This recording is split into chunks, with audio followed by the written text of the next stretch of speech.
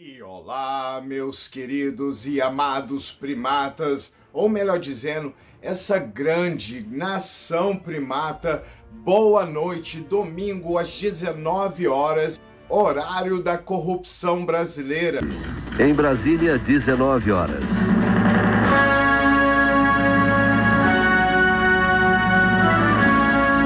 Esse é o seu canal A Teu Dispor. Meu nome é Sérgio da Mota e muito obrigado por você estar aqui mais uma vez conosco.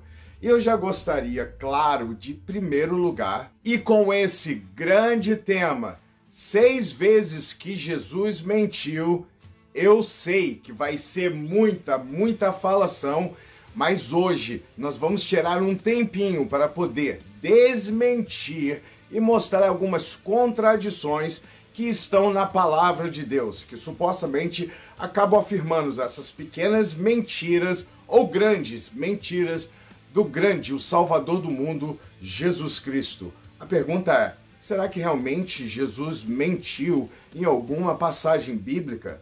Seria um exagero da minha parte dizer que o Salvador do mundo foi simplesmente um homem qualquer e dentro dos seus exageros e contradições, e se você não sabe, são 144 contradições que nós podemos encontrar na palavra de Deus. Say what? Por falar em palavra de Deus, hoje é domingo, dia de leitura das Santas Escrituras, e seja bem-vindo você, cristão, ateu, agnóstico, feiticeiro, satânico, de qualquer religião, espiritualista. Você tem esse canal e esse programa como a sua casa. Então, por favor, só tira os sapatos, vai entrando, porque vai começar agora 6 vezes que Jesus mentiu. Mas antes do pontapé inicial, galera da Premiere, lindos, maravilhosos, fiquem conosco até o final, onde eu estarei agradecendo a todos. Pela primeira vez esse canal vai estar finalizando com aquelas letrinhas de cinema, com aqueles drop letter, e se por acaso o seu nome estiver ali faltando, deixe na caixinha de comentário, porque eu também não sou perfeito. Por falar de imperfeição, vocês sabem que várias vezes acontecem umas paradas engraçadas nessas edições que eu faço aqui. Mas eu agradeço a sua paciência. Então, mais o show começa depois dessa pequena vinheta.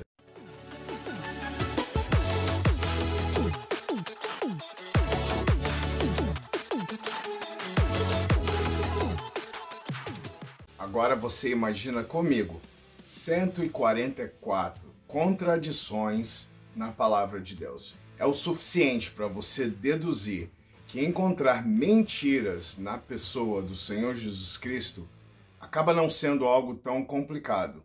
E agora, nesta noite, nós estaremos desvendando pelo menos 6 vezes em que Jesus mentiu. E a primeira delas é o inferno.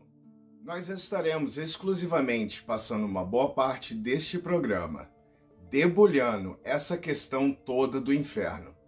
Porque no final do dia, é isso que a maioria das pessoas tem medo e acaba sendo um pesadelo, um horror, onde elas mesmas elas vão acabar aceitando esse suborno para que elas não venham, na consciência delas, ter a possibilidade de passar uma eternidade sendo punida pelo um pecado finito, o grande chamado inferno, propagado e ensinado por Jesus. Você sabia que Jesus inventou o inferno? E hoje, através dessa primeira mentira, eu vou mostrar para você como Jesus inventou toda a história do inferno e por que ele inventou a história do inferno. Você sabia que Jesus fala mais de inferno no Novo Testamento do que em qualquer outra parte da Bíblia?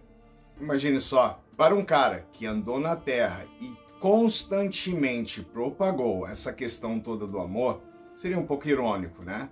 Criar o inferno como uma punição. O inferno é descrito como uma câmara de tortura eterna, com as almas de todos os pecadores que queimarão por toda uma eternidade, em um poço de fogo tão terrível que até mesmo os vermes eles não vão poder morrer e queimar eternamente. Disse Jesus em sua palavra Se teu olho te faz pecar, arranca-o. É melhor tu entrar no reino de Deus com um olho do que com dois e ser lançado no inferno, junto com os vermes que não morrerão. Não é um lugar divertido em que as pessoas acreditam em volta de todo mundo que seja realmente um lugar literal. O que é terrível e é incrivelmente psicologicamente prejudicial, especialmente para crianças. Então pense nisso. Antes de Jesus aparecer, o inferno não era algo normal da época. O conceito nem existia. E você pode estar até se perguntando, então Jesus criou o conceito? Sim, claro. E por que diachos então Jesus faria isso? Seria uma pergunta mais plausível, né? Bom, em primeiro lugar, você precisa entender como a Bíblia descreve a questão toda da morte, para entender como a morte é vista na Bíblia. É importante entender que a Bíblia ela é dividida em duas partes. Uma, idiotas. Duas, idiotas. Não, eu quero dizer Velho e Novo Testamento, né? Só para quebrar um pouco do gelo. O Velho Testamento é muito mais longo do que o Novo Testamento. E você já ouviu várias histórias que contém no Velho Testamento, como a história de Adão, a serpente, quando Deus decidiu tacar o porra em tudo e simplesmente, ou você pode até dizer, ligar o reset e começar de novo a humanidade. Agora você precisa entender que Jesus não aparece em nenhum lugar do Velho Testamento. Ele só aparece mesmo, a grandes figuras do Messias, no Novo Testamento. E você deve estar se perguntando o porquê isso importa. Pelo simples fato do inferno nunca ter sido mencionado em nenhum lugar do Velho Testamento. E eu gostaria de agora convocar a todos os pastores, apologistas e cristãos que acreditam nisso, que mostrassem para mim aonde no Velho Testamento a palavra inferno ela é mencionada. E você poderá deixar isso na caixa de comentários. Na verdade, a visão da morte e a visão da vida pós-morte é completamente diferente no Velho Testamento. De acordo com o religioso erudito Bart Ehrman, no Antigo Testamento não havia nenhuma crença de alma. Bart Ehrman vai dizendo assim, e preste atenção agora. No Antigo Testamento, o que chamaríamos de alma é realmente mais parecido com o que chamaríamos de respiração. Quando Deus criou Adão, ele o criou fora da terra, então soprou a vida nele. A vida está na respiração quando você morre. Você para de respirar e a sua respiração não vai para lugar nenhum. Esse era basicamente o antigo entendimento hebraico sobre a alma, que era algo que fazia simplesmente com que o corpo permanecesse vivo. Algo da visão do Antigo Testamento. Não existe nenhuma ideia de que a sua alma vá para um lugar ou outro, porque a alma, ela não existe sem o corpo, que é algo biológico material. E como isso pode implicar que pode existir separadamente, se a existência, mais uma vez, é inteiramente corporal. Note que antes do cristianismo moderno, eles não acreditavam que ninguém iria para o inferno. Não existia esse conceito de punição, de tormento eterno. Eles simplesmente acreditavam que a vida cessava, acabava no momento da morte. Mas você provavelmente nunca ouviu falar de algo chamado Sheol, ou talvez você tenha ouvido falar. Apesar de ter sido mencionado por todo o Velho Testamento, a palavra no hebraico somente significa sepulcro, túmulo, lugar de descanso dos mortos.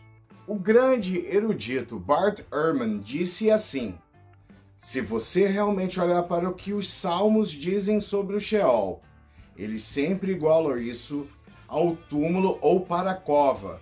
E assim parece que os antigos israelitas simplesmente pensaram nisso quando eles morriam.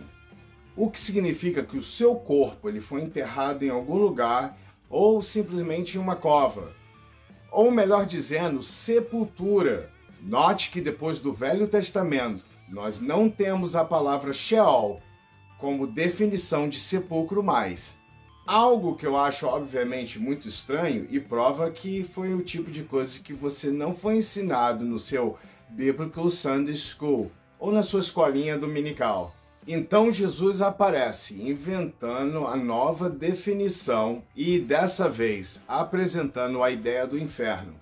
A ideia parece muito boa. Ele aparece dizendo que vai perdoar você dos seus pecados, para que você não acabe queimando eternamente no inferno, nesse lugar de tormento. Fica parecendo até mesmo uma grande barganha vinda da parte de Jesus. Mas pense comigo nessa hora, que se o inferno ele não existe, Jesus se torna completamente inútil, e o seu sacrifício também. E tudo aquilo que Deus ensinou em sua palavra, em João 3,16. Agora pare e pense aqui comigo nessa passagem bíblica que está em Mateus. Olha o que Jesus ele vai dizer para você.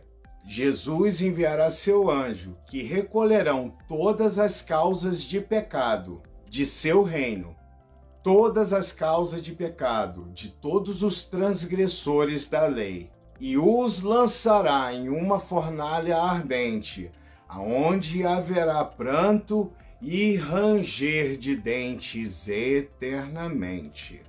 Uma vez que você injeta sua ideia de alma-inferno na religião, você tem um sistema poderoso psicológico de controle. Imagina criar um sistema poderoso de recompensa e punição. Tipo, vamos dar um exemplo metaforicamente aqui. O cavalo, a cenoura e o pau. Segura essa.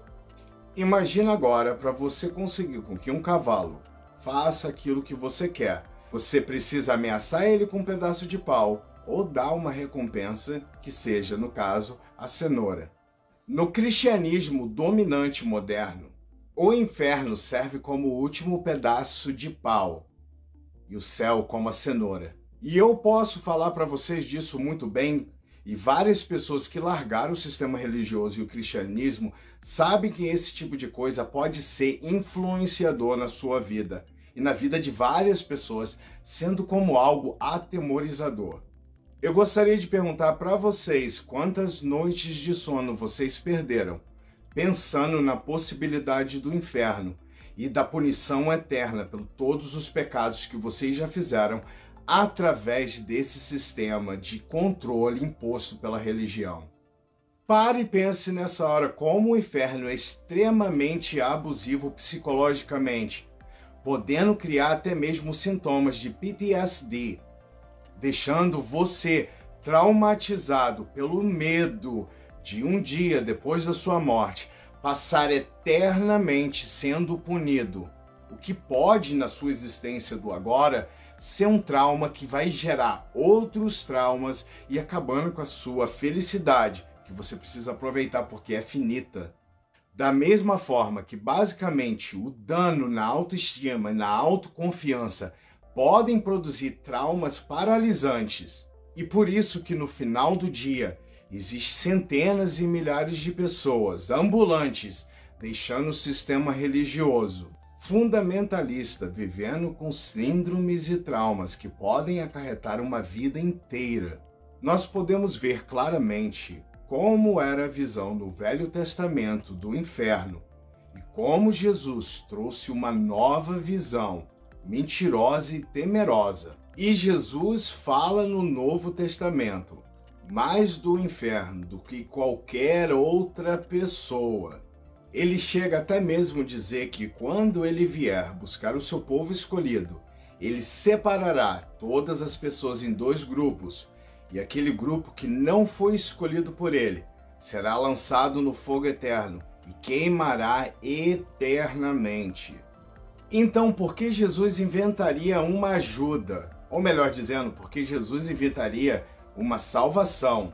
Porque se você vai ser o salvador do mundo, você precisa criar algo para você salvar eles disso, né? Ou então você será completamente inútil. Jesus inventou a doença para vender a todo mundo a cura. Aquilo que acontece em todas as igrejas hoje.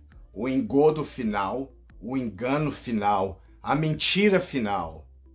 Para e pensa comigo, é como se o super-herói amarrasse você na trilha do trem de manhã, para que na hora que o trem estivesse chegando, ele pudesse ir até você e te salvar daquilo que ele mesmo criou para você. E eu gostaria de dizer para todos vocês nesta hora, isso não é um herói, isso para mim é um vilão. Quanto menos o salvador do mundo. Agora, vamos dar o crédito também que talvez tenha sido toda a igreja que pegou toda essa história para poder propagar essa mentira, para vender, para poder extorquir o povo. E talvez tenha usado Jesus como veículo para propagar toda essa mentira da questão do inferno. Mas isso no final do dia não deixa de ser um problema por todo mundo. Imagina que crianças também estão sendo aterrorizadas psicologicamente com toda essa ideia do inferno. E como que você acha que a sua criança ela vai crescer sabendo que constantemente ela visita uma igreja onde as pessoas pregam que se você não fizer a vontade de Deus, ainda que você não entenda como é, você vai queimar eternamente no inferno? Agora para e pensa aqui comigo. Crianças geralmente acreditam em tudo que vocês dizem para ela. Significa que toda a ideia de Papai Noel é uma construção que nós adultos fazemos no final de ano para todas essas crianças. E elas acreditam que aquele homem gorduchão, bonitão, com barbão grandão, desce por uma chaminé deixando presentes. Agora imagina se você faz o mesmo, levando a sua criança todo domingo para ouvir um sermão pesado do seu pastor, dizendo que se elas morrerem pecando, elas vão queimar eternamente no inferno. Você concorda com isso? Eu me lembro de várias vezes crescendo, principalmente depois que minha mãe veio para os Estados Unidos, tendo pesadelos horríveis com a questão toda do inferno. Eu cheguei na minha adolescência a usar várias vezes calças, camisa em cima de camisa, para poder ter a certeza que eu não estava expondo meu corpo magrelo e que eu não estaria pecando contra Deus. E isso daí foi um terror psicológico para mim. Sempre o medo do inferno. Essa grande oferta, que como nós aprendemos ali nesse primeiro ponto, é algo que hoje é o que mais coloca medo nas pessoas em deixar a religião. Ou depois que elas deixam a religião, elas continuam atormentadas com essa questão toda do inferno. E eu não acredito nisso. Bom, nós falamos hoje da primeira mentira de Jesus. Eu não sabia que iria levar tanto tempo assim. Mas eu gostaria que vocês, semana que vem, estivessem comigo, onde nós estaremos revelando as outras mentiras. Eu prometo fazer isso tudo num capítulo só, não me estendendo dessa maneira, mas eu achei que esse ponto do inferno era fundamental a gente poder explicar e tirar esse medo do subconsciente das pessoas que ficam o tempo todo questionando se elas irão para o inferno, se elas irão sofrer eternamente, mesmo sabendo que alguns outros vídeos meus eu mostrei que é praticamente impossível você sentir dor no inferno. Não se preocupa, não esquenta sua cabeça.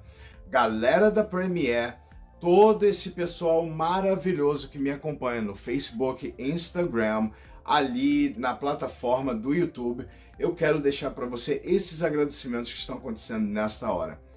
Eu faço isso tudo com muito carinho, muita paixão, muito amor, e eu sei que vocês têm me acompanhado todo o tempo. E tudo que é feito nesse canal é revestido para que ações sejam feitas reais, para que nós possamos ser verdadeiramente humanistas. E eu sei que você aí de casa tem nos acompanhado, então não esqueça de deixar o seu like, se inscrever nesse canal e apoiar esse trabalho. Você fazendo isso vai estar gerando dinheiro através da sua visualização e do seu like, mais nada. Por que nós não pedimos 10% do seu dinheiro, não pedimos contribuições, a não ser que você deseje fazer no Super Chat. Isso também não está dentro do meu controle, é uma chave que o próprio YouTube concede para gente que nós somos criadores. Mas eu não acredito que as pessoas têm que ficar aqui, igual mendigo, pedindo dinheiro para as pessoas para poder alavancar o seu canal. Mas eu acredito sim que se você tem no coração uma imagem legal de um trabalho, sabendo respeitar as pessoas de fé, mesmo questionando no dia a dia todas essas questões bíblicas e a probabilidade da não ou da existência de Deus, é propagado por este canal com respeito e fazendo uma grande diferença. Semana que vem, no domingo, estaremos retornando com o restante, as 5 outras mentiras que Jesus disse por aí, né? E você vai estar acompanhando conosco às 19 horas. Muito obrigado por tudo. Nos vemos na quinta, em um episódio mega especial que você também escolheu. Um abraço, meus queridos primatas. Nos acompanhem na comunidade. Um bom final de semana, um bom começo de semana. I love you guys all. Tchau, meus primatas.